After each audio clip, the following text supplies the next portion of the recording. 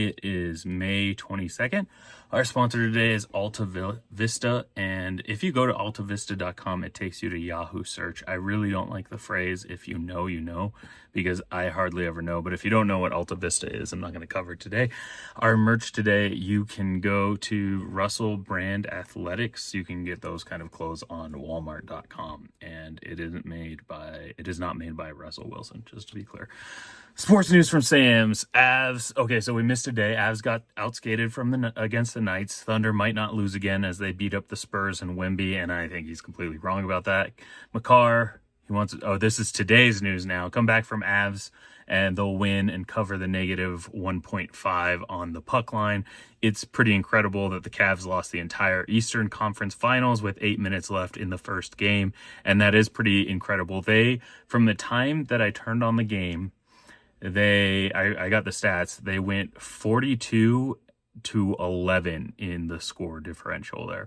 Sorsby was the University of Cincinnati quarterback last year, hit the portal, goes to Texas Tech, gets busted for sports betting, and he's bet it on games he was on the team as well as niche sports.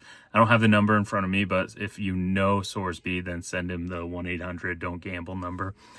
And then he gave me an update. Emily Kaplan from ESPN reported Makar won't play tonight, so he still thinks the Avs win big. And there we go. There's sports news. The other day he mentioned Ryan Day, and I told him I don't know who that is, and I thought he was talking about Carson Daly, so we might get a Carson Daly video sometime, not related to sports.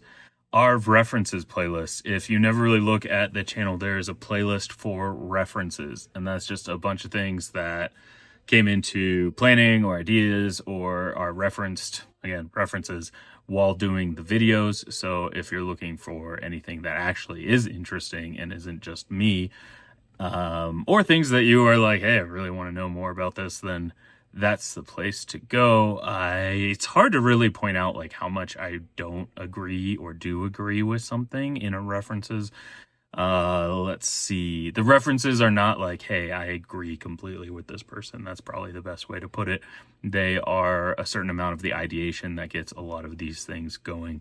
So Google had their like I/O conference or whatever it is. They announced a bunch of new stuff. The only thing I've noticed so far is they made it more expensive for their $20 tier, and they changed the background on their video or on their website when you go to Gemini.com. Now it looks cooler, I guess. So as always, I am trying to have Gemini help run my life. I started using the live mode a little bit. So if you don't know what the live mode is, it's where you can press a button and Gemini will be like, hi, hello, and you can talk to it and it'll give you answers as if you're talking to someone. The first thing I wanted to mention about that, and I don't know where this came from, but the expectation is that I think it was like 80 to 90% of Gen Z people, Gen Z generation will say that they would call an LLM a friend by, I think it was 2028. So a lot of Gen Z will say LLM of one kind, like Gemini is one of their friends. And I think you should really, I've got enough friends, and if you want to talk to someone, just pick up the phone and talk to them, and you'll have a friend. That's a hard skill these days, I guess, but it's really not that hard, just like no one does it. I don't know why we're afraid of talking to people as much as we are, because really it's a good thing to just remember, no one really wants to talk about anything interesting. So as soon as you ask them something interesting about their life, they want to talk to you about something that's interesting to them. I tried to use live mode and compare it to like a therapist or a counselor, and most of what it did was say, wow, that sounds really hard, or validate things in my life. Oh, like that seems like it might be not stressful, but like might be important to you or whatever. Do you want to explore that more? And that was really what it did for the most part. Or it would say, do you want to continue talking about that? Or do you want to talk about this? And the AI, and we'll talk about this, I guess, as our bigger topic today, but AI at times gets touted as, it should be at a PhD level of responses and thinking, and I can understand that live mode has to happen faster. However, this is not PhD level of work for sure, and I don't even know if it's like out of college adequate level of work for a counselor. But it might be good. Maybe that's what the PhD level says, is keep it simple and just validate and then ask how they feel or want to talk about it more. I used it for some work planning, the talking out loud like it was a coworker, and that was useless. And I always say I'm going to read the script that it gave me for the day, and then I usually interrupt it. I'm gonna try, and I'm even gonna say, like, I'm gonna try and do the parts that it adds in, because sometimes it gives me sound effects, and I'll just try and do those. So our topic today is the .com era as a economic bubble versus the technology. And this is something we've talked about and touched on, but not nearly as much as this script. So think back to the .com crash. A lot of people misunderstood what happened in the early 2000s. The .com bubble wasn't a bust because the internet went away. Obviously, the internet changed the world. The tech was real. The bust happened because the economics made absolutely no sense. You had companies with zero revenue buying Super Bowl ads and burning through venture capital like it was firewood. That is exactly what we're looking at right now with AI. The technology isn't going anywhere, but the current financial models, they're sucking cash at an astronomical rate. Cha-ching! It's a sound effect, cash register, or subtle dramatic beat. Dum-dum. Let's look at the biggest player in the room, OpenAI. Notice how quiet Sam Altman has been recently. There's a reason for that. First, the competition has caught up. GPT is facing massive pressure and, in many benchmarks, getting blown away by models like Gemini and Claude. The bigger issue is the cash furnace. Training and running these massive models costs billions. There are serious estimates circulating in the tech and financial sectors suggesting that without another infusion of capital, ChatGPT's current operational runway might be as short as 9 months. So what's the end game when the venture capitalism dries up and the compute costs keep rising? Ads. Prepare yourselves, because for these massive LLMs to survive, we are likely looking at a future where ChatGPT needs to run advertisements just to keep the servers on. Transition music. I don't know what that would sound like.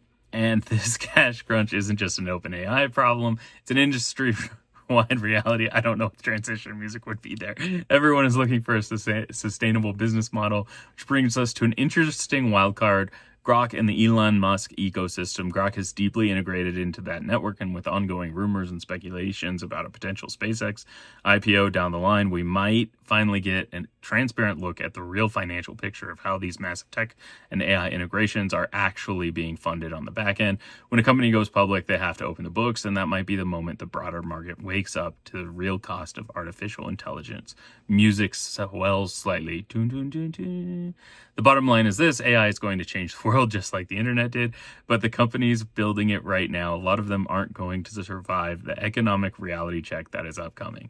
So first, I tell Gemini, like, hey, try and find, I give it videos, like YouTube videos. It can go and find them and look through them of my specific videos, and I say try and match my tone or my voice or the style of the channel, and never has there been a cha-ching or music swelling, so I don't know where it gets that from.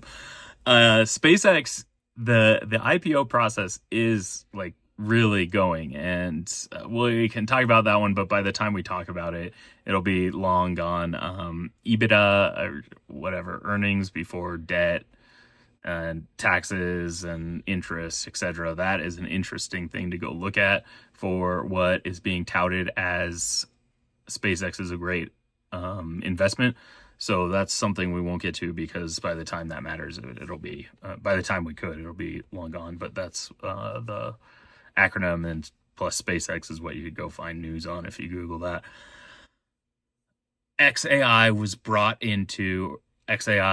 Grok was brought into SpaceX. So that IPO filing, all those financials that have to come out prior to actually putting it on the stock market, that's going to give some insight into how much it's really costing to train and run these models. They're burning cash. Like the script is getting that right. I wouldn't say running through cash like a fire would. That's not wordings I would ever use. And then the other thing is let's see, where was it talking about? Prepare yourselves for ads. The ads are there. The ads are coming. They're there. Some estimates say, I think it was 50, it must have been $50 million a quarter from ads is what they expect they could get on ChatGPT, which that's tons of cash for them, helps them get to where they really need to go. Now, Sam Altman being quiet, there's not a ton of him talking.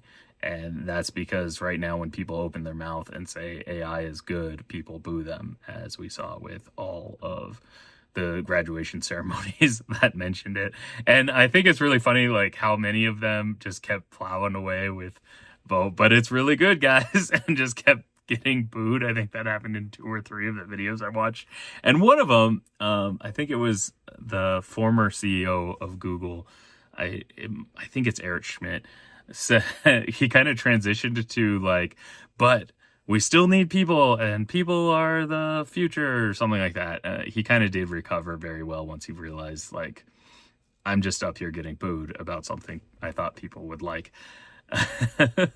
And if you've never seen it, let's see, what is it? Don't you people have phones quote from Blizzard. I think Blizzard, they were going to release a new Doom game. They hyped it up. They were doing their big conference.